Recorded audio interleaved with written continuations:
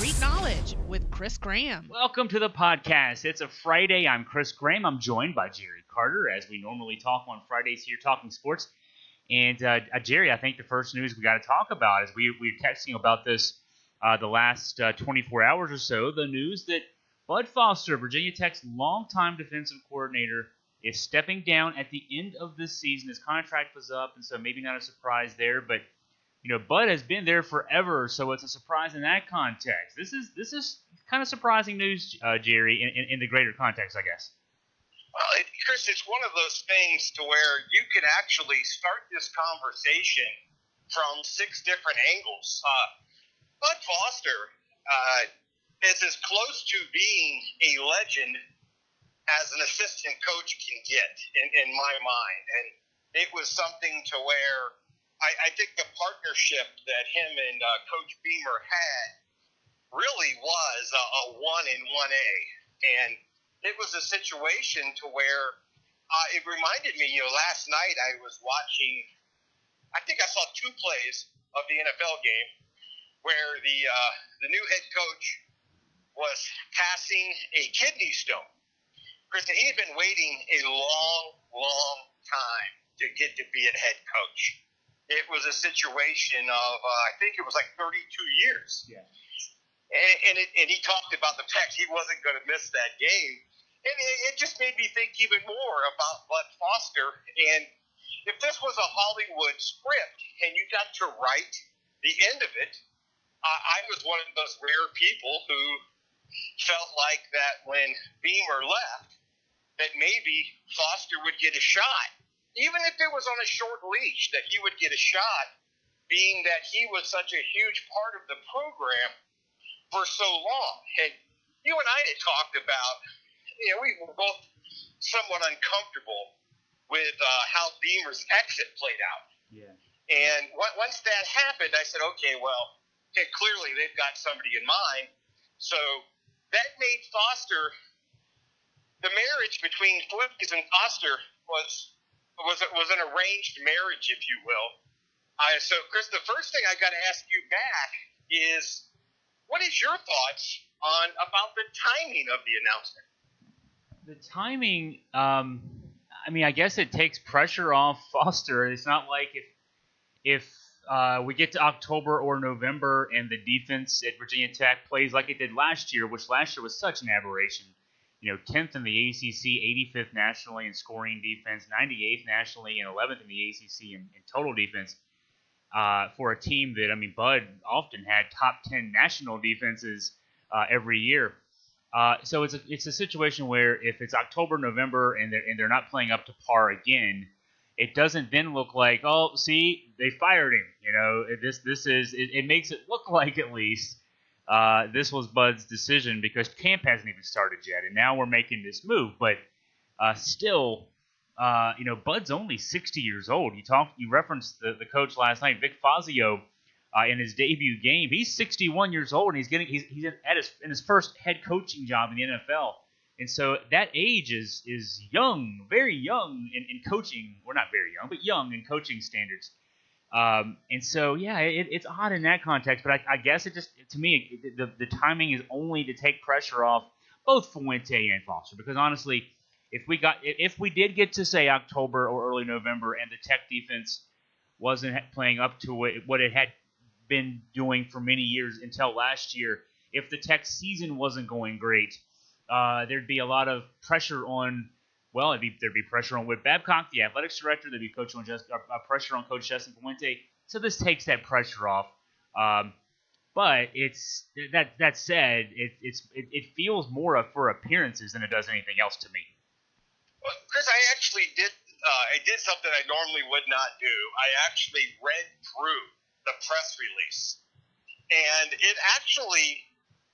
It was one of those press releases to me that was almost a too good to be true press release. All of the perfect things were said in the perfect order by everybody involved, and it made this look like that everybody is going to live happily ever after.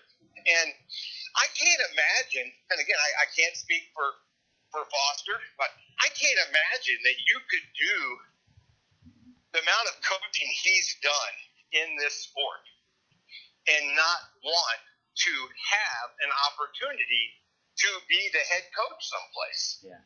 So when I first heard the announcement, my first thought was, okay, he's going to step away and maybe he's going to end up next year with a head coaching job at a smaller school. I just can't. It would be like, to me, the equivalent of say an NBA player making it to the Western Conference Final 6 times but never getting to play for the ring.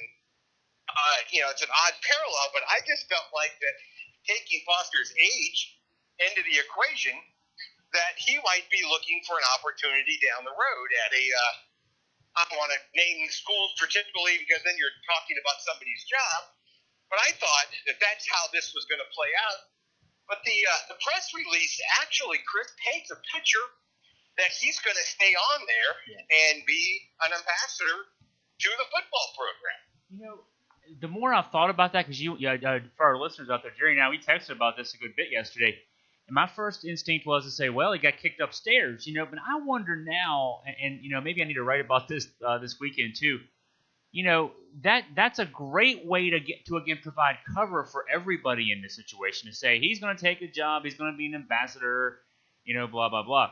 He's still 60 years old, and I just can't imagine that a guy.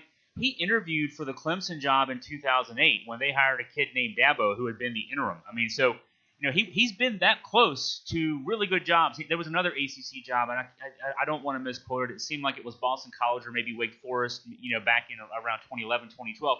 He's interviewed for head coaching jobs at the Power 5 level.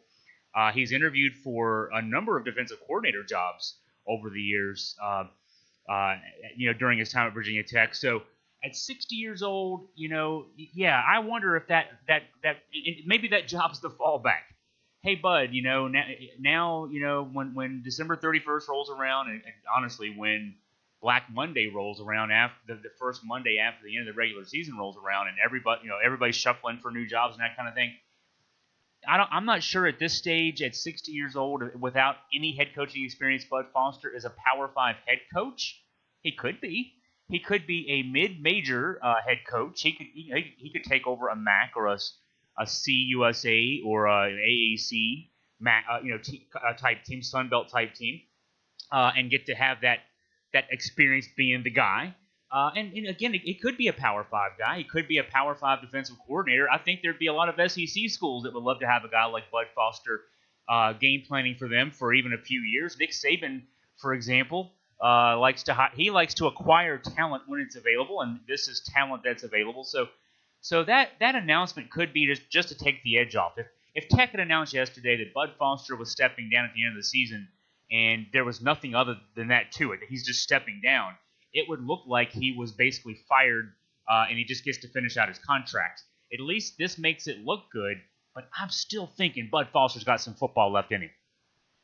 Absolutely. I'm thinking the same thing, and you've got an advantage on me on this one. You've probably actually had a conversation or two with Coach Foster, where I haven't, but you're sitting here, and Bud Foster is the coaching equivalent of a gym rat. It's what he's done his whole life, and it was a situation. So my next question to you, because both of us were somewhat critical of how Virginia Tech handled the Beamer situation, is this just trying to compensate for that to make sure it doesn't look that way again in the public eye?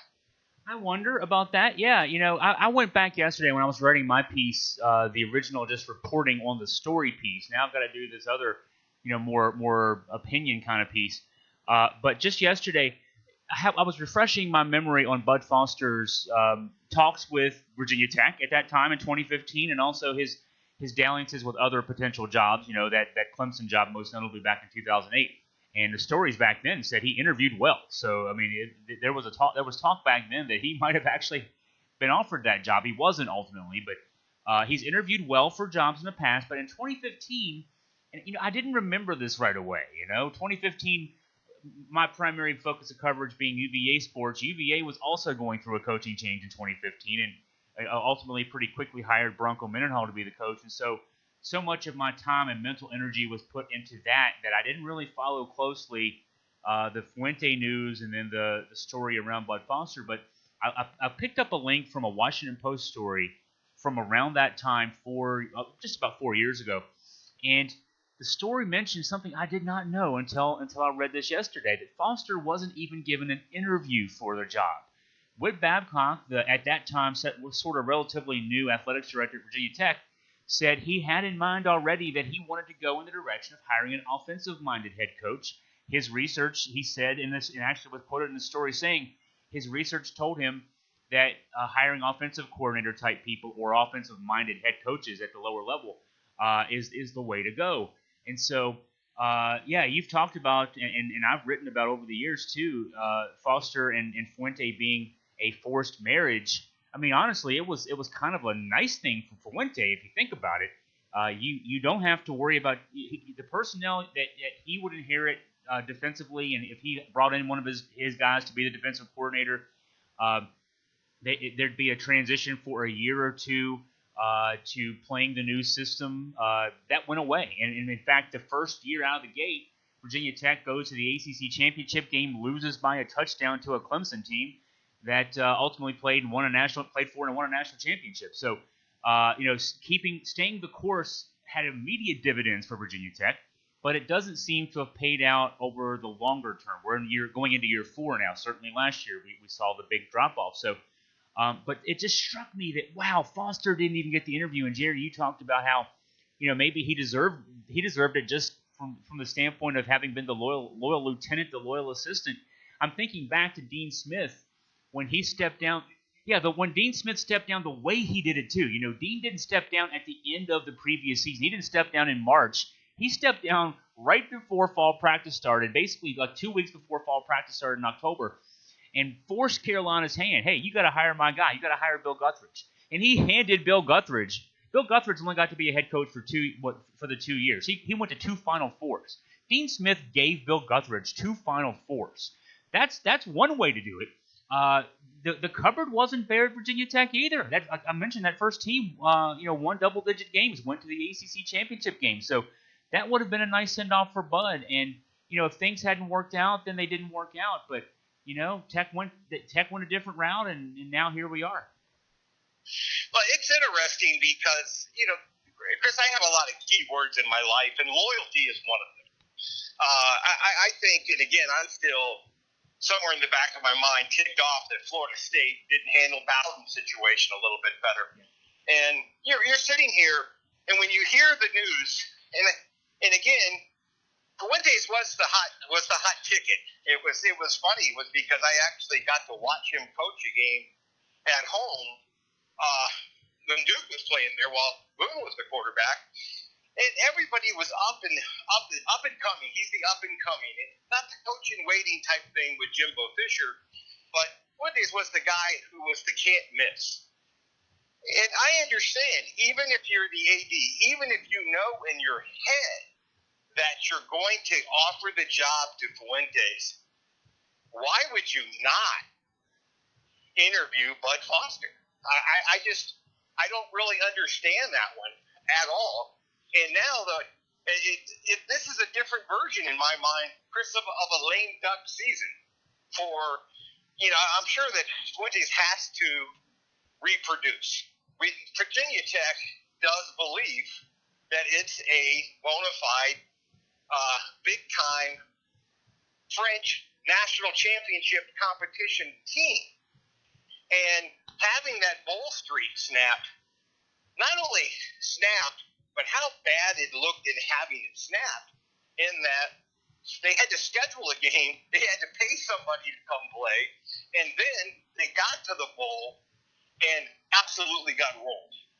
So Virginia Tech here, in my mind, and we talked about this a few weeks back, about who's got more pressure on them this year, Florida State or Virginia Tech. This was a really unique news break for me. I still would have to think that we'll go back to the comparison for me now. Ricky Pitino, Tubby Smith, both talk about, coaching's in my blood, coaching's in my blood. I want to coach, I'll coach anywhere. But Pitino to this day is still saying that. Tubby Smith is coaching at High Point. So, Lane Kiffin, he'd say, hey, I just want to be a coach. Everybody's talking about how fast he's going to bolt down there out of the Miami area. In my head, I'm just not going to be surprised if Bud Foster reappears at fill-in-the-blank university to have an opportunity to run a program of a mid-major. I really will be shocked if that doesn't happen. Yeah. And I think that Virginia Tech is just trying to cover themselves the best they can by announcing this now, to where that no one's going to be feeling bad because they are offering him an opportunity to stay a part of the program. Yeah, I agree. I guess I come to this thought too. David Cutcliffe and Duke better than I do, but it seems like he was around. Maybe he was a year or two younger, but he was close in age to where Bud Foster is now when he took over at Duke, and that's been something. His age, Cutcliffe's age, has been used against him on the recruiting trail basically since he took over at Duke. And he's still there, and he's going to be there for a while. But I wouldn't rule out a maybe a second tier Power 5 job for Bud Foster. It just would shock me that a football lifer like Bud Foster. He played at Murray State. He coached at Murray State under Frank Beamer. They came together to Blacksburg. He's been in Blacksburg since '87. He's 60 years old. He's got a lot still. He's got to scratch that itch. He's never had a chance to be the head guy. Some people would criticize and say, dude, you should have left years ago. You could have maybe if he'd left a few years before Beamer was done at Virginia Tech, he could have had a resume to have then say, hey, I'm the coach. Kind of like, all the Duke guys, Wojciechowski and Collins and Dawkins, etc., have spread out in the basketball diaspora. And, now when Coach K eventually steps down, whether that's 3 years or 10 years, whatever it is, you're going to have a lot of qualified guys ready to take over for Coach K. Foster could have maybe, taken that step out and gone that route, and he didn't, as a result, maybe wasn't considered seriously for the job, but he's got it. The one thing that would shock me at the end of this year, of all things that could shock me in sports, would be Bud Foster actually taking a job at Virginia Tech as an ambassador. I just don't see that happening. Yeah, I would agree. I could see maybe, again, it fit for Steve Spurrier when Spurrier just woke up one day and realized coaching football now full time is like work. And when Spurrier made the decision, hey, I'm not going to retire. I'm just going to step down. Again, it was a situation where I knew he was either going to go to Florida or Duke to be the quote unquote ambassador and play a lot of golf and shake a lot of hands. Yeah, but then what did Spurrier do? The AAF came calling, and he went back and coached that football league until they went under. He still had that itch, even with everything he's achieved, right? Exactly. I just, again, this will be one where a year from now we can look back, and I'll gladly admit that I was mistaken. But my thought process is he's either you throwing out Saban as an option as well. He's either a big time coordinator or a mid-level head coach someplace, and I do believe that he was actually punished for staying as loyal as he did. He would have been better off to go out on his own and have the opportunity. You mentioned Cutcliffe. Cutcliffe was very fortunate. Chris, a lot of coaches don't get a second chance. Yeah. And when I was worried, when Cutcliffe got let go at Ole Miss, I'm going, okay, well, it's going to be interesting to see who's going to give that guy his next chance. And the reality of it is, and I'm saying this about my own program, he took over the worst team in America. Yeah. The fact that he's passed on some other jobs to stay is pretty awesome. But it'll be interesting. So we'll have to stick a pin in where will Bud Foster end up. But I think we're on the same page. He's going to coach some more football versus sit behind a desk and play a lot of golf. Yeah. So that's some football news as we get ready to start camp. In fact, UVA, I know, and I'm sure a lot of other schools, some of the schools that are playing the early games, Miami plays Florida. I believe it's August 24th. I think the same early weekend. Florida State plays Boise State. They've already been practicing for a few days, but everybody else getting started this weekend. And so, it's now football season, and high schools all over the place are practicing now. So it's football, and we even had a preseason game last night. It was sort of a UVA fan special, the Hall of Fame game. The Atlanta Falcons playing the Denver Broncos. As is tradition, starting players, especially starting quarterbacks, don't play in that first game with only a week of camp under them. So Matt Schaub and Kurt Benkert got all the snaps for the Falcons last night, and Benkert threw 34 passes. He finished 19 of 34, I think $185, one touchdown. Olamide Zaccheaus, wide receiver, 2019 UVA grad, had 2 catches, 31 yards. Schaub didn't look so good, but those two guys will be backing up Matt Ryan, and so football is definitely underway. We've had some live football on TV to watch already. Yeah, it was kind of neat sitting last night at over at the sports book. They have 51 televisions within eyesight. And I think they take it as a personal challenge to have something different on all 51 of them. So it's kind of I see that. I thought the touchdown at the end was a great play. It was. I know it's a preseason game, or it's the first preseason game, so it might not make the highlight reels. But you're not picturing your third string quarterback having to ice down his arm after a game. But I do believe that was the case last night. That was so yes, welcome to the NFL, and 3 more weeks we'll have some college football to join it. Exactly. Well, I think you wanted to talk about maybe briefly about one of the podcasts I did this week, and I wrote a column on this topic too about money in college football. What were some of your thoughts from that podcast I did just a day ago? Hey, Chris, I want to sneak just a publicly note on the other one that you did yesterday as well, which is where you're talking about Malcolm. And it's a situation to where it's funny the timing of you bringing that up, because one of the networks, and it might have been ESPN, I'm not sure, but they were going through and trying to name the most important player from every school. And it got me thinking about these things, and you and I had talked just a couple of weeks ago about Virginia Tech trying to land that guy. And I wanted to say, anybody that hasn't listened to your podcast from yesterday, I just want to second the motion that Malcolm Brogdon put UVA on the path to the next level. And it was there was not any doubt about it. The fact that he did it and is still doing it in such a classy way just makes it that much easier to be a fan of the young man. And I agree. I don't think the players that followed would all have been there if it wasn't for Malcolm and to a degree Joe Harris as well. Again, somebody that showed up with his work shoes, work hard hat, if you will, and just played ball. So I did want to take a second and just say, if you haven't listened to Chris's podcast yesterday on the UVA hoops, it's a good listen. And the other one, I don't know that I can try to limit it, Chris, from a standpoint. It was one of those things you had just about brought me to tears by the end of it. And from a standpoint of the reason that I don't get into a lot of conversations, sports-related conversations with the general public, is I understand that my view on things is different. I'm not saying that my view is the right view.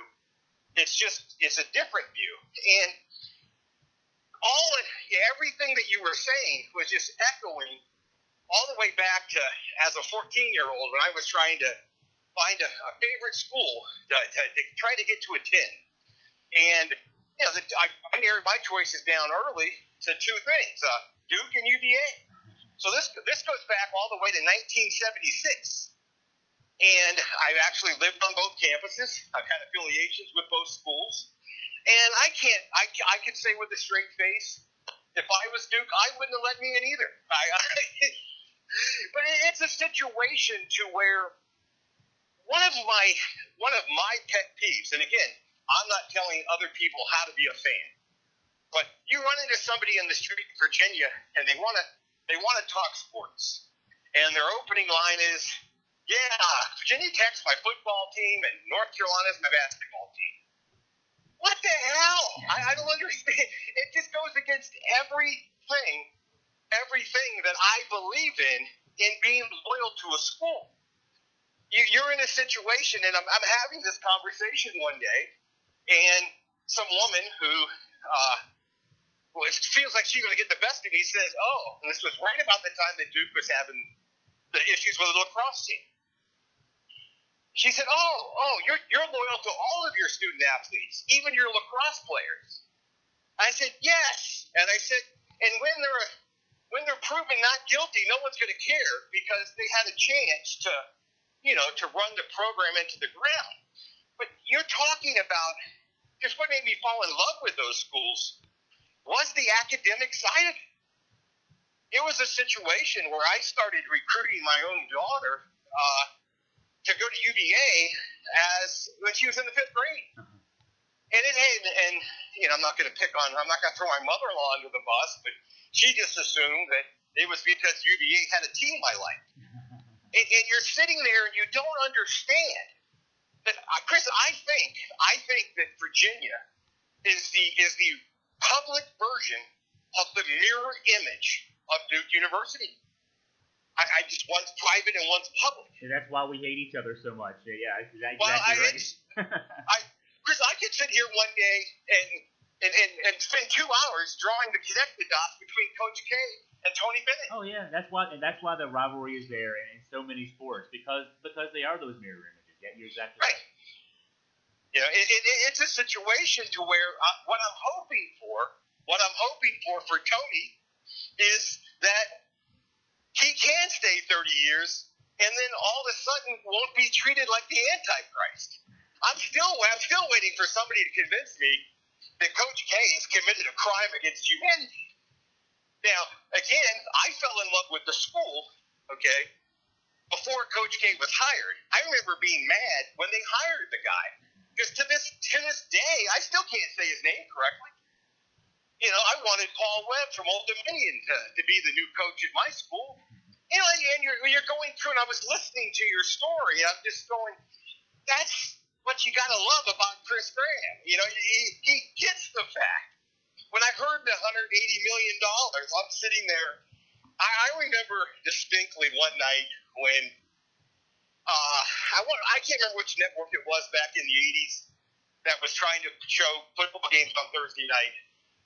And they wanted to have a game on television at Duke. I think it was NC State at Duke because we had to get lights from somewhere. I mean, we literally had to get lights from someplace. And you're in a situation to where both of these schools do things the right way. And there's guys that you're sitting there and you can pull for them as human beings. It was a situation. It's gone the way of the dodo, cuckoo, whatever the term is. Because you're correct, $180 million just to get you back to even. Yeah, just to get yeah. It's a situation to where I'm sitting there, and it made me.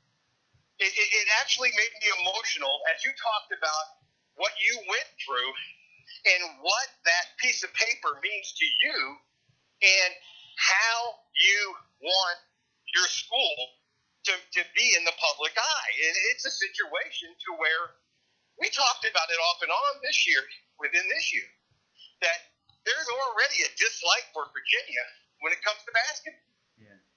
Just because the style isn't cool. The style isn't fun. It's not sexy for TV. You're in a situation to where I'm dumbfounded, and we talk about it leads into actually my next thought process is about the money and the locations and how the monster is just getting bigger. It was a situation, and I also listened to your NASCAR podcast from yesterday. Chris, NASCAR had a stretch for about 10 years where it just rocketed from being there to being on the cusp of being as important as the Big Four. Yeah. And you kept telling yourself, there's no way that can last. There's no way that a trajectory that steep can continue to go. But where the football is concerned now, the average fan only drives X number of miles to a ball game, so they might not notice this as well as much. They can't even tell you what time your game's starting until 2 weeks before. Sometimes 6 days before even, yeah. Right. It's just so. What I wanted to. It wraps back into this. And we saw this with the ACC. And I actually, if you think about it, next time you're talking to Scott, I'd like to get his take on this as well. Because the ACC football versus the ACC basketball, for years and years, Chris, the ACC was a staple, the tournament, in the state of North Carolina. You know, it might be this city to that city, but it was always there, and every now and then they'd sneak out and play it in Landover. And I remember how mad the Carolina coaches got when that happened, and that clumsy Virginia team won it all back in '76, I think it was. But my question is this. We've seen now where they started to move that around. And I wanted to give you a question, and I didn't want to make it easy. I didn't want to make it an easy question. I wanted to give you a chance to think on this, okay? Charlotte is hosting the ACC football championship right now and has been for a few years, okay? Let's pretend you're on the committee to move that game. Where could you possibly move it to? Well, I'll even cut you off. We had a conversation about that, Scott and I and Jerry Ratcliffe, with a couple of higher-ups in the ACC when we were at the kickoff a couple weeks ago. We brought that very question to those higher-ups. It just happened, you know, we're at dinner, and you take advantage of the fact you have dinner with people who can answer questions. They gave us the thought process as to why it's probably always going to be in Charlotte. The thought process is, all right, you need a stadium that can accommodate lots of fans, so you probably need an NFL stadium because you can't have it on campus. You know, certainly there are great facilities in North Carolina. Kenan Stadium, NC State's Carter Finley would be great facilities, but they're campus stadiums. Those teams could play in that game. They don't want to give a school a home field advantage. Clemson, obviously, Death Valley would be a great location, but again, home field advantage. So you start thinking, what stadiums are there in the ACC footprint that make any sense? Well, the SEC has Atlanta sewn up. You don't necessarily there early on. There was at least one or two of the games. I think it was maybe just the one, but one game was played in Florida. But the feeling was, well, that's kind of too far away from the center of our conference, you know. So really, then the only other two stadiums that make any sense from a geographical standpoint would be the FedEx Field, where the Washington Redskins play, and the Ravens Stadium, whatever it is named today, and it's going to be probably changed name tomorrow. Those stadiums kind of disqualify themselves. Well, one, the Redskins are already looking to build a new stadium, so they don't even like their own stadium. But also the weather could be an issue. You don't want to have a weather issue affecting who your champion is, representing you either in the Orange Bowl or in the playoff. You don't want to have the potential for an early December ice storm or snowstorm, you know, making it so that Clemson or Florida State has to win in a snow game. So Charlotte, from a weather standpoint, is a perfect place. From a geographical standpoint, perfect place. It's not, you know, the city is a great ACC city, but it's not, you know, it's not associated with one school necessarily. So that was the reasoning given to us as to why the ACC is probably going to keep that game in Charlotte as long as there's an ACC championship game. Well, it's interesting because I appreciate you making my point for me in that I didn't want to see the basketball become this rotating thing. But with the football, for all of the reasons that you just mentioned, because I couldn't come up with an alternate stadium. Yeah. It's just not there. I just think playing. I don't care if the Ravens offered to let us play in the stadium for free. Yeah. I'm sore enough in Maryland, and I don't want to play the championship game in Maryland. But that's just me. But geographically, you're sitting there, so you have the answer. But I think it's the answer in a sense by default. Now you experienced this. The two that we did together, we did in Greensboro. You've now since then been a number of places for that tournament. Is it truly helping the tournament in your mind to have it move on a yearly basis or an every other year basis? The basketball tournament, no. I personally think, and I'll give you the my thought on how I'm not against it moving around from the standpoint of, there are a lot of there's a dichotomy in the ACC, at least in the media who covers the ACC. You've got the old timers who cover schools or themselves have covered the ACC for a long time, but they cover the original ACC schools. And then you've got all the folks who cover the schools who've been added in the last, like, say, 10 or 15 years. Those folks don't care about Greensboro. They don't care about Charlotte. They don't like North Carolina. They don't care about that tradition. And I'm not as much about the tradition as I am just, Greensboro even more than Charlotte makes the most sense to me. I saw this a year or two ago. The website Deadspin was writing an article about how that year the ACC was in Brooklyn and the Big Ten played its tournament a week early to play in Madison Square Garden because the Big East wouldn't give up Madison Square Garden the normal week. So, and what Deadspin did was they determined, based on some mapping technology, the geographic center of every conference. And like the Big Ten's geographic center was it's somewhere in southern Illinois. The ACC was Reidsville, North Carolina, which is about 20 miles north of Greensboro. So from a standpoint of everybody, that you kind of come in the middle. Everybody travels to the center of the conference and plays their tournament. Plus, I know the idea behind going to New York, and I love New York.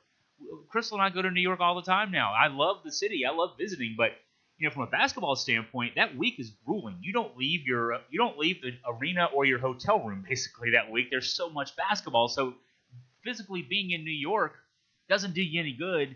And then from a media standpoint, you're competing with the Big East, that's the hometown conference, especially now when they add Connecticut back in the next couple of years. It's the hometown conference, and so you're losing that battle.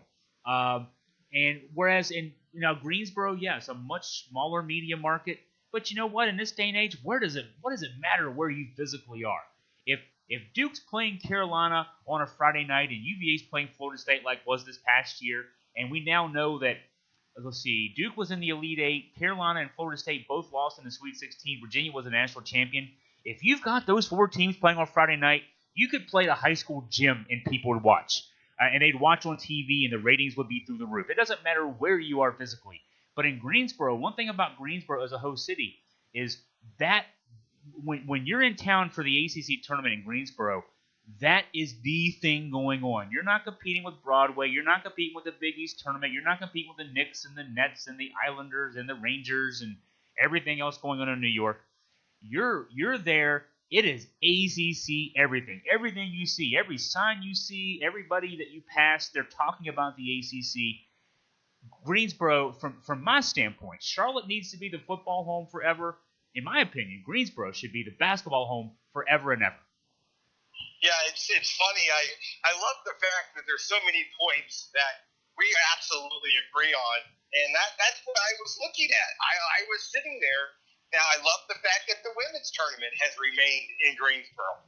So you're in a situation to where you don't have to stop and think. When a couple weeks back, we're talking about UVA playing Clemson. It's, hey, we're going to go to Charlotte. We're going to go to Charlotte. It's not, we're going to go to fill in the blank. We're not going to go to, where are they having it this year? And, again, my biggest problem with Boeheim is his cracks about Greensboro. Greensboro is a place that was home for me. Got married there, had a daughter born there. I kind of like Greensboro, but I also love it for all of the reasons that you just mentioned. It stops. The city stops and says, "Hey, it's the ACC tournament now," and in back-to-back weeks, 1 week for the women, 1 week for the men. So I was sitting there asking myself, why is it that they're screwing with the basketball venue but not the football? And my answer is because they can't with the football. Yeah. And that's a good thing. It's a good thing that there is no other viable option where that's concerned. So, hey, real quick, the last one, and we might have to brainstorm on this for a second, but the last one in this category, which I was calling location. This past weekend, the WNBA had their All-Star game here. And here being Las Vegas, and it was the first time that it had been here, and it was just Las Vegas's natural turn in the rotation. Chris, I don't know if you had a chance to see any of the feedback from it or any of the game itself, but the atmosphere and the fact that they basically were able to turn it into a 3-day party was a lot of fun to participate in.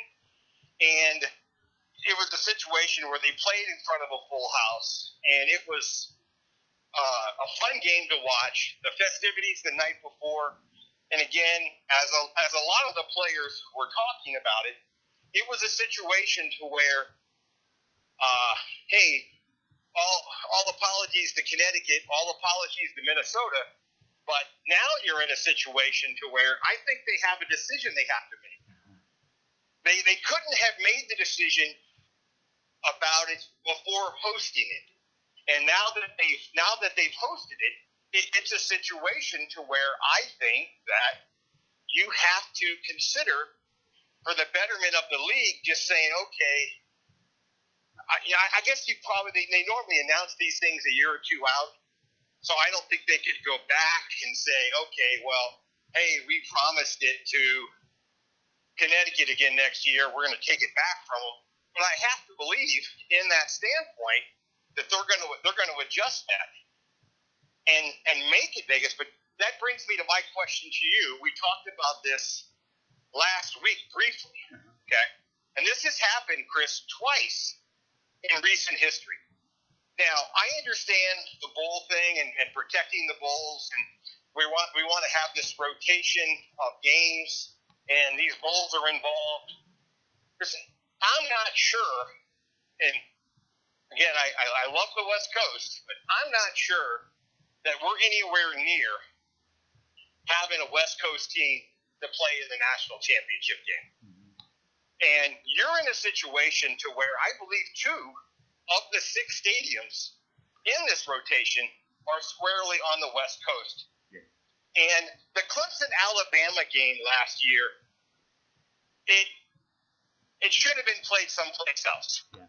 So my question to you, fix that for me. Yeah. How do you do it? Yeah, that is a great quandary because my instinct is to say that decisions in these kind of matters always need to be about the business bottom line, and you're right. Clemson playing Alabama in San Francisco, and you pointed this out when we talked about this a couple weeks ago, maybe it was last week, about how tickets were so cheap because those fans can't travel. I mean, I know from the experience, especially the way it's done now. In the old era when you won your conference championship game, or even before they even played conference championship games, and your 2 teams got announced for a bowl 6 weeks maybe out, you had plenty of time to get plane tickets and hotel accommodations, arranged and that kind of thing.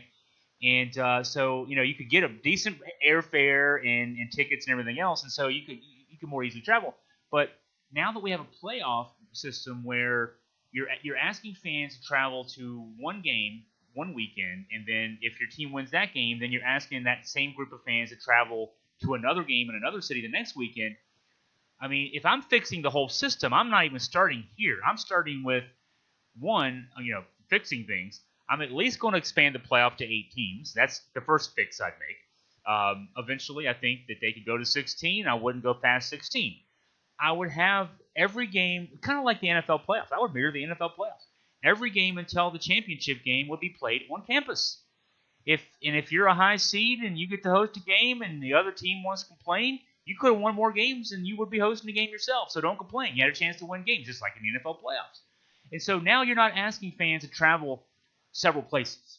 You're asking them to root for their team in their home stadium. If you're a visiting fan, you can still, if you want to, buy tickets, go to their game, travel like you want to, but you're going to have a harder time getting tickets because the home fans are going to likely buy all the tickets up. But then we have one set place that is the championship game, and then it's like the Super Bowl. If you're an Alabama or Clemson fan, you go ahead and say in November, you know what, we're going to the championship game. Let's go ahead and get our plane tickets now. Let's go ahead and get our hotel rooms now. We can always cancel if we have to. But the way we do it now, we're asking fans to travel twice, and that's tough. So what happens then is either fans are traveling twice, or they're not going to the first game, banking on having to make a trip to the second game. I know from the basketball experience, I was in Columbia, South Carolina one weekend. I didn't go the Louisville weekend because I had ESPN assignments, but Scott and Jerry and Jerry's son Scott went to Louisville that second weekend, and then we were all in Minnesota for the third weekend. That's a lot of travel, and you don't get a lot of time in between. Anybody who has to buy tickets knows if you've only got a few days to buy plane tickets, they got you over a barrel at that stage. And so I'd fix all that, and then I would start looking more closely at, and I would do this for the WNBA as well, like you mentioned, Jerry, from a business standpoint. If Las Vegas, obviously proved this past weekend was a great host, people were excited, business looked like it was booming as a result of all this. I don't care about fairness, like, okay, now we got to go here, now we got to go to the next city.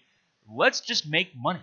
And let's get the sport more exposure, because that's what WNBA needs. That's what women's professional soccer needs. They don't need 20 teams spread out across a bunch of places. They need people watching it wherever they are. So let's make those decisions based on business, because I'm a sports fan and I want to watch more sports. And the way I get to watch more sports is if the sports make money. So let's help them make money, but let's also help ourselves so that we can better enjoy it all. Well, Chris, it's interesting now. I don't. Another thing, getting back to yesterday, you were talking about the people that listen to the podcast, and I agree with it. Even where this is concerned, we're not talking about the jet setters, the high rollers, and the people that can just stop what they're doing and willy nilly go wherever they want. Let's talk about the average fan that wants to support their team. And the very first time that there was a national championship game played, it was Florida State, Tennessee, and it was played in the desert in Arizona. And I actually got to go to that game, the very first one, for $10. It was a situation, and I flew down there without a ticket. My buddy goes, "How did you know that?" I said, "Geographically, just look at it on a map. Look where Tennessee and Florida State are playing in Arizona." Now, the rich people are going to go. This isn't about the 1 or 2%. This is about Joe fan who wants to have a chance to watch the game. And it's just funny to me. When you look at the game last year and you're going, here we are again, two teams in the Southeast and their fans. You also have to talk about the budget to get the teams there and the cheerleaders and the traveling party. But, the average fan is getting left out of the equation. And I know that's not what makes the world spin, but it does to me. It's important to me. I know the real money is in television, but at some point you want to think about, can the fan enjoy the experience? And I just was sitting there. Again, here's a topic we absolutely agree on. I'm ready to go to 16. I'm ready to let the home team host the first two rounds. I think that would be awesome. I don't think it takes away from anything else. That's the one thing, as I'm sitting here now, if they're playing in Phoenix or if they're playing in the Bay Area And right now, the sport is being dominated by the South and, to a degree, the Midwest. That's one of those things, again, under the location category that really stick out. Hey, the next one, when you mentioned the women's soccer, I did want to sneak in here. Again, Megan Rapinoe was actually one of the celebrities at the WNBA All-Star Game. Of course, she's in a relationship with Sue Bird, who wasn't playing but was also there. And they announced that right after that the World Cup on the women's side, talking about capitalizing on at a good time, announced that they're taking the Women's World Cup from 24 countries to 32 countries. And again, striking while the iron's hot, in that they just had a tournament with an unbelievable amount of success, and they were able to quickly push through that they're going to expand the tournament to where it will now be the same size as the men's tournament. Now let me throw a thought in here. I really don't like this, and I'll say why. The competition right now at the international level with national teams is not good. We saw that in this past World Cup. The U.S. won one of its early matches. What was it, Thailand, 13-0. We're going to have more 13-0 matches, unfortunately, and that I don't know if I want to see more of those type matches. I know the World Cup, the FIFA folks are just trying to get more folks involved. They say, but I do worry about quality of play. We probably aren't at the quality of play level we need to be now for 24. If this helps spur growth in countries that didn't qualify this year and helps give them encouragement, if FIFA will help fund programs in developing countries that help them grow their games and then they can be more competitive on the international stage, I'd be all for that. I don't know that I see FIFA doing that for the women's game. The FIFA already has issues with equality regarding the men's and women's game, so I think this is a cash grab, not necessarily a cash grab with an intention with a cash investment, but if it would lead to more developmental money for women's soccer in new countries or countries that are still emerging as women's soccer friendly countries, that'd be great. I don't trust FIFA on this. I don't trust FIFA with much of anything, and that's kind of sad, but it's truly how I feel. And I think, Krista, you mentioned the 13-zip game. That was probably the lasting memory of the tournament up until USA actually won it. It was a situation to where the players were just bombarded with negativity from it, and you're sitting there, and I even had a conversation with a common interest friend of ours, Bill Meade, about that, who's played the game, coached the game, refed the game after the 13-0, and was asking him. I said, "Hey, what could they have done different?" When you have something that's that lopsided, that is the risk that you're running. And again, on that same note, right now, everybody's pushing for the WNBA to expand. I'm sitting here going, you've got 12 pretty competitive teams right now. Yeah. I'm not sure that expansion. I'm with you. It's about getting the eyes. Yeah. It's about getting eyes on the game, not how many cities are in the mix. And I'm really liking the moves that the new commissioner is making, and I think she's off to a good start. I got to get your take on the next one. I'm sure you've seen this one. David Griffin, his comments about his time with the Cavaliers and building a team around LeBron. Now, it's a two-part statement, because the second thing was, I read where he said, I just don't think LeBron's as focused on winning as he was then. So, give me your thoughts on reading this stuff. Would you have said it, and does anything become from it? It's funny that this comes up. I've mentioned this to some folks before. Jerry, and for folks listening who maybe don't listen to every single word Jerry and I talk about on podcasts, the way Jerry and I first got into contact was because we both had a mutual interest in the Valley League, the Valley Baseball League, a summer college baseball league. I interviewed Jerry for a story one year. The next year, Jerry sort of assumed the control of the team and asked me to be involved. My wife and I did, and we had a great summer. We did that together for one summer, and then I stayed on with the Generals for a few more years after. And I was very fortunate that the last 2 years I was involved with that team, the Generals actually won Valley League championships, both in 2013 and 2014. And so I say all that to say this. For that was the first year that we won a championship was the 5th year that I spent the entirety of my summer and a good part of the rest of my year thinking about the Waynesboro Generals. It's actually helped launch my broadcasting career. So because I was there, I eventually became the radio play-by-play guy, and that was a great thing that's led to some more things for me. It's probably why you're listening to me right now. But my wife was the person who sold ads for the team, sponsorships for the team, and we both did everything from sometimes helping out in the concession stand to selling tickets to setting up the tents for the sponsors. I mean, everything that has to do with operating a summer league team. And so when we finally won that first championship in 2013, Jerry, for 5 years we've been pursuing it. For a couple of years before we finally won, we were the best team in the league and got knocked out in the playoffs, and it hurt every year. And so I'm thinking the moment that they finally win the championship, and we're all a part of this, and everybody's out there, we're on the field celebrating. I'm thinking, wow, we finally accomplished something. And then the next morning, the sun came up, and it was like, life went on, Jerry. And it was really weird to me. Like for a week or so, I remember I took the big Jim Lineweaver Cup trophy to the Rotary Club and said, hey, look at this, Waynesboro, won a championship first time in at that point 20 years or so. We won a championship, yeah.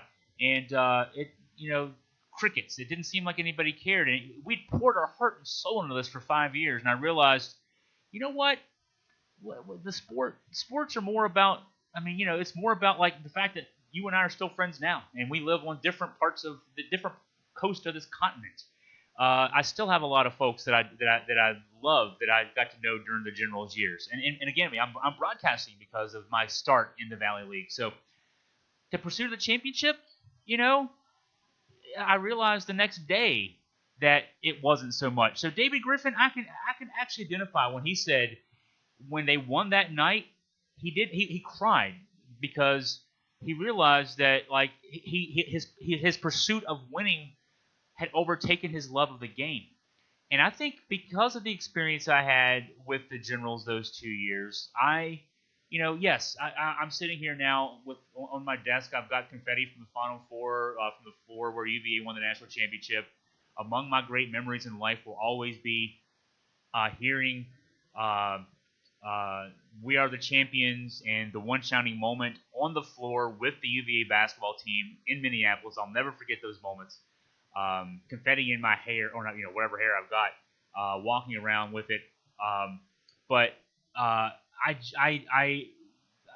When they lose, when UVA season ends on losses, it's just the same. When you learn to appreciate things differently. You learn to appreciate the experiences more. So I can see that from Griffin's standpoint. Now, and I think when he then is talking about LeBron James has been quoted saying a lot, hey, he's won 3 championships. He's won the MVP 4 times. It's not to say he doesn't want to win in LA, but I do wonder if the hunger's still there because he has already accomplished so much. He's won gold medals. He's won all those things. So, I wonder if people who have won maybe have a different feeling about it because they do know that winning doesn't solve everything, and you have to have other reasons. And Tony Bennett will tell you, I'm sure tell you this too, that it's not just about that championship and cutting down the nets and slapping your name on a board. It's about the process getting there. Yeah, it's absolutely. In LeBron's case, he's moving on. To the next part of his life.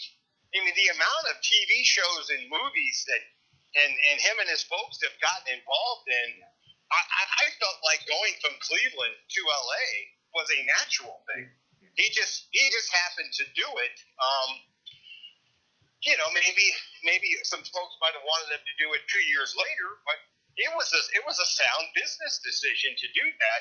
The other quote I saw from Griffin today, and again, I'll be watching every New Orleans game this year I can, but the Duke GM and 5 Duke players.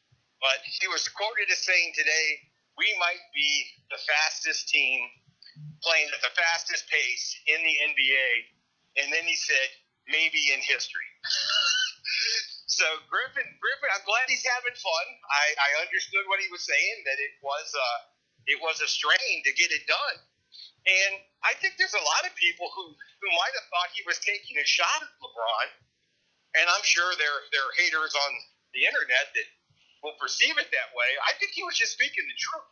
Yeah. I mean, I took from it that, if you're the general manager of a team in LeBron, and of course 3 or 4 years ago, certainly very much in his prime, so you've got the best basketball player on the planet, and you're the general manager, you've got to figure out. And he came back to Cleveland explicitly to win a championship for Cleveland and for Ohio, and it's up to you to put the pieces around him. Yes, that's pressure. I can see that pressure, and I can see why winning would be more important than everything else for Griffin at that stage, and why that would not be as much fun as it is now with him in New Orleans, where they've got all these young guys and they're building a core around Zion Williamson, and it's a new situation, but there's no pressure either. Nobody's saying, oh well, you better win a championship this year with Zion or you're a failure. Whereas when he was a general manager of the Cleveland Cavaliers and he's got LeBron James at the height of his powers, if you don't win a championship, you pretty much are a failure. So that's a different situation, and I'm sure right now at least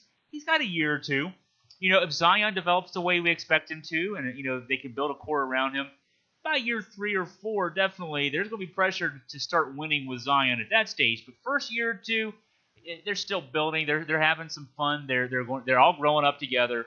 But yeah, so maybe he'll get back to that stage. And maybe the perspective he gained in those years, having the pressure of trying to win with LeBron, he'll be more mature. He'll have a better approach to it if and when that happens in a couple of years with Zion and his group. Hey, speaking about the Valley baseball, sad moment this week in the BBL, and I'm not sure, Chris, if you ever had a chance to cross paths with him, but the Coach of the Year award has been named after him for years. Mo passed away, and Mo's 96. And everybody, knows that I had a year affiliation with Waynesboro and a year with Luray. But before those, I spent 4 years with Newmarket, which gave me a lot of time around Mo. And Chris, he might have been one of the most remarkable people I've ever met in my lifetime.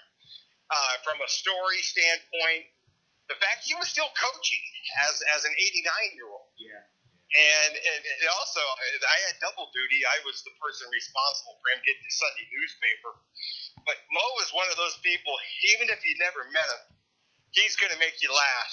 And just a wonderful human being. And if something positive came out of it, it caused me to reach out to Bruce Alger and John Leonard, who I had not spoken to recently. And just anybody that's a fan of the BBL knows that they lost an icon, and as just like we talk about with some of the UVA players, not only did they lose an icon, they lost a pretty remarkable human being. Next one I got for you is this, and I'm sure you saw this. We got another top 30 college recruit choosing to not go to college. Chris, the difference for this one, I like this plan. And for those that are listening, he's actually going to join a 12-month program designed with directors and former coaches to do nothing but try to get him physically and mentally ready to play in the NBA. I think in my mind, and I'll appreciate it if you differ from it, but in my mind, this is twofold. It's not a one and done, and I think it's designed in the best interest of the player. So what was your take when you read that this week? I can't think of the player who did a similar thing this past year, but I can't think of his name. He didn't get drafted, so a guy who was looked at as a one and done recruit who was a projected first round pick, and then he was off the radar. And it's not to say that then you don't obviously have the chance to go train or go do the workouts and press the NBA teams in April and May and even into June ahead of the draft. But I wonder if, and that was one person's experience, and we'll see. We'll see. You know, if this young man, and again, I don't have his name in front of me, and so I'm kind of just working off memory. But you know, the young man obviously will be 19 years old, so maybe a chance if he plays in the G League or goes overseas and can develop, and maybe it'll work out in the end. But you know, all the to me, all the training in the world doesn't account for real life game experiences. And so, if I was recommending to a kid, okay, you don't want to go to college, great. You know, the one and done rule is what it is. You don't want to go pretend to be a college student for a semester or a semester and a half. You want to go do something else. I've seen other players play professionally overseas, Europe or Australia or Asia. I would, if I was the agent, if I was the family, if I was an advisor for a young man in that kind of situation, that's what I would advise. I would advise if you think you're ready to be a pro, go be a pro. You know, and you'll get paid, and you'll be around. You'll be playing against bigger, stronger. Because in these leagues, in Australia and Asia and Europe, you're going to be playing against some guys who are NBA qualified. You're going to be playing against some guys who are not.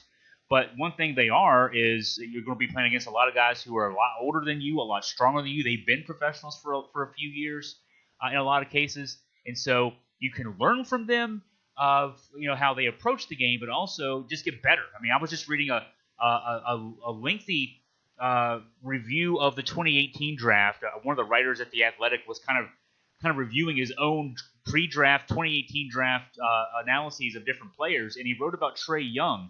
And I wasn't very high on Trae Young going into the draft last year. I thought a very poor man Steph Curry out of Trae Young, a small guy who all he does is shoot crazy shots from 30 feet, and can't get in the lane, can't do a number of things. And what this guy pointed out was, boy, he got better in the NBA at getting into the lane, at shooting his floater. His percentage on his floater went up. He was a much better passer than he looked like in college, but it was because he had that year of experience in the Big 12, playing in a Power 5 conference, playing against, getting in the lane against strong guys, and that experience paid off for him. So no amount of drills is going to get you better in those kind of contexts. And I think that's the risk you take when you train for a year as opposed to training and playing for a year. So it's a gamble. And we've seen it happen, and we'll probably see it happen more frequently until the one and done rule is taken away. But I would personally, if I were advising a kid, I'd say go play in Europe, go play in Australia, go play in Asia, and get paid and maybe get better. Yeah, I don't have all of the names in front of me, but I want to say now that this brings it to 5 this year, and they're all taking slightly different routes. Again, versus what country they're going to go play in versus this one here who's going to actually just train. So it'll be interesting to see how it plays out, because again, going back to the school, going back to where the conversation started, the school and the academics. I just, if somebody doesn't want to go to college and be a college basketball player, I really hope they don't. Right. It's just, to me, that's what I fell in love with, was a college basketball game. And I know that slowly, well, I don't even know if it's changing slowly anymore, but it's changing. So it'll be interesting to go back and see some of these guys that have made these choices, how it turns out. I got one little anecdote here, something I think is going to be kind of cool happening out here on Monday. And this is the second year in a row that something crazy happened when the Washington Mystics in Las Vegas were playing. Last year, it was in Washington, where it took Vegas 22 hours to get there. They landed a couple hours before the game and ended up forfeiting. Well, Chris, those two teams were playing out here when the earthquake struck. And they actually played the first half of the game, said, okay, safety concerns, we're going to put a pin in this. We're going to figure out how to get this game completed. So they finally came up with a game. They finally came up with a game date, which was Monday, August 5th. It was the only day that the two teams could play.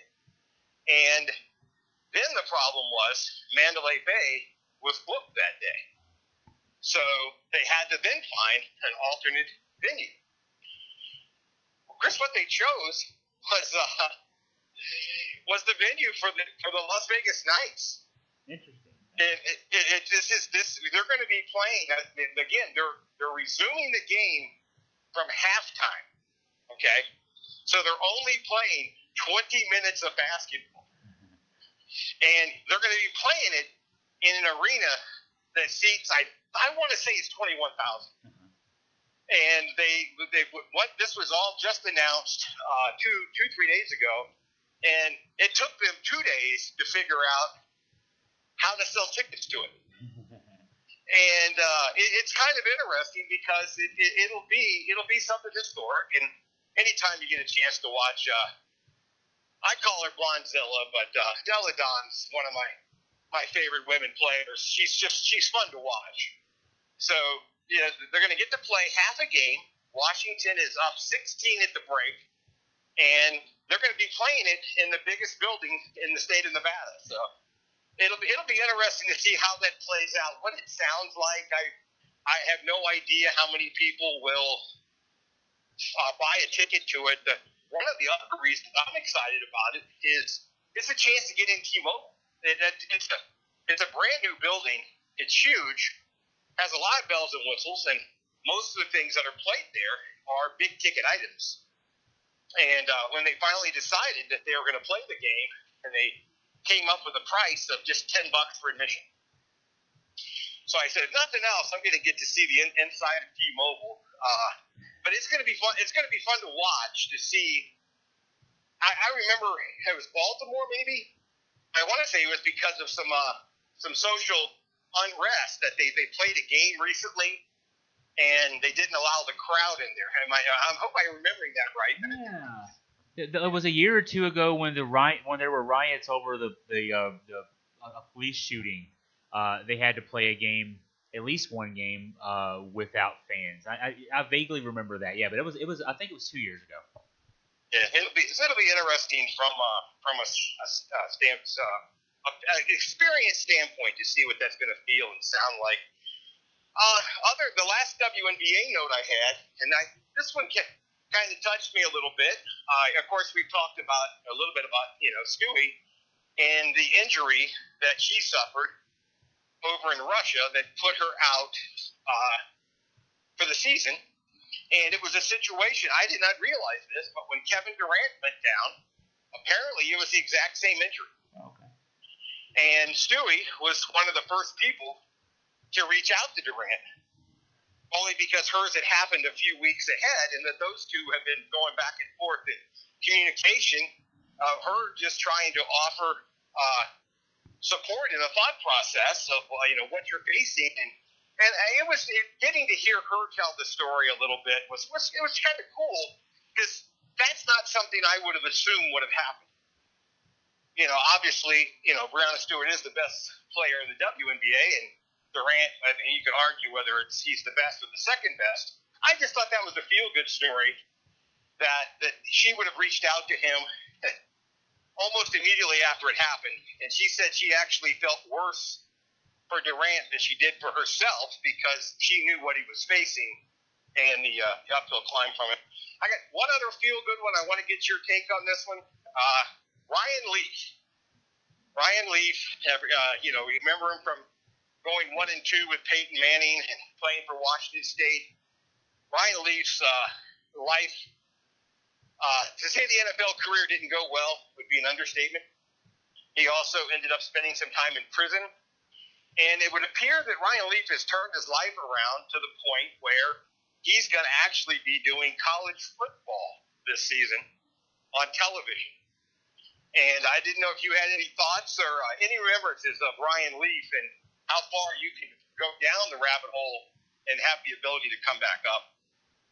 Yeah, I'd say good for him.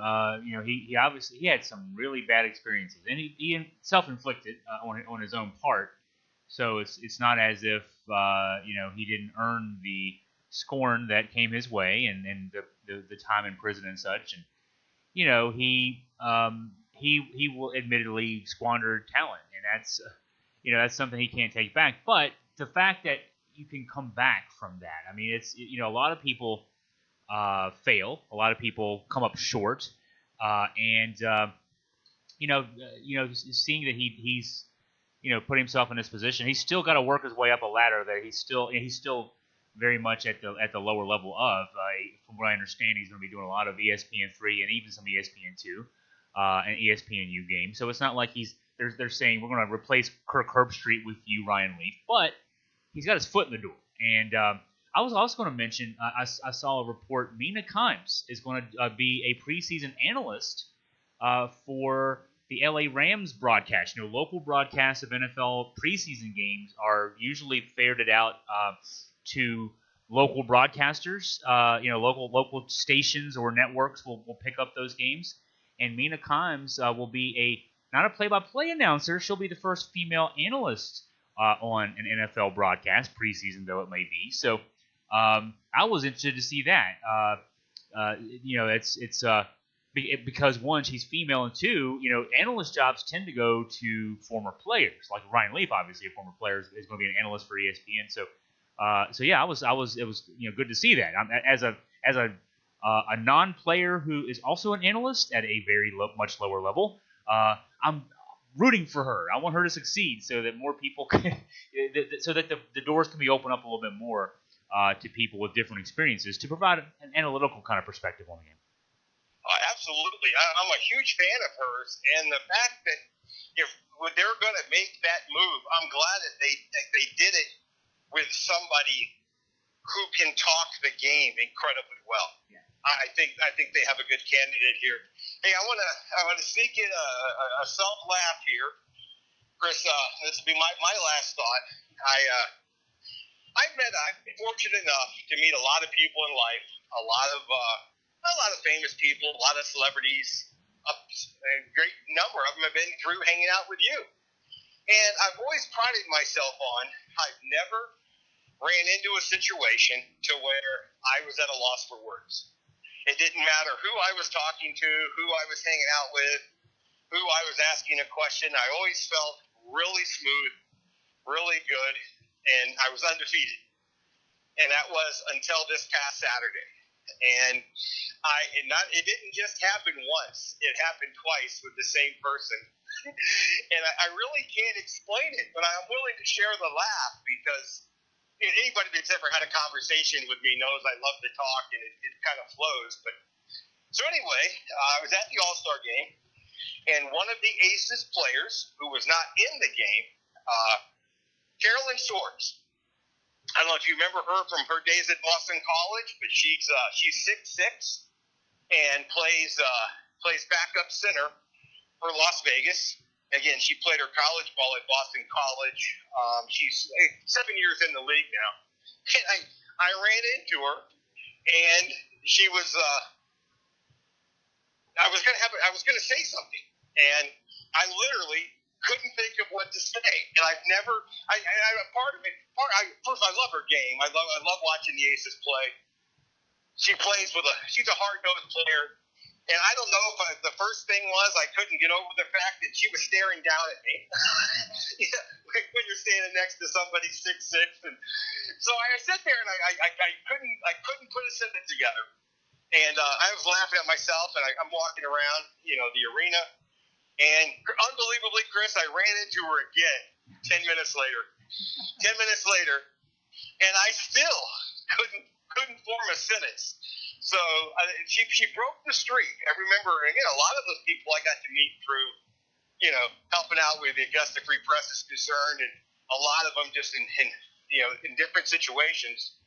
But the undefeated streak has been snapped, and I'm just going to chalk it up to the fact that she's 6'6" and was staring at me. So the pressure's off now, Jerry. You carried the burden of being undefeated, and now you can just relax and just have fun with it. Yeah, that's what I'm going to tell Floyd Merriweather next time I see him hanging out here. It's okay to lose one because it just makes you appreciate the streak. So There you go. Well, Jerry, I want to thank you for your time. For our listeners out there, thank you as well. We had other podcasts that I kind of banked up for the weekend for you to listen to. Jerry mentioned them earlier in this podcast, but I did an in-depth football podcast, a kind of a 20-minute or so UVA basketball podcast talking about Tony Bennett and some of his thoughts this week.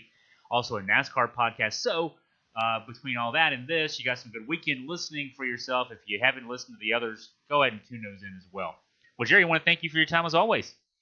Always a pleasure, Chris. Already looking forward to next week.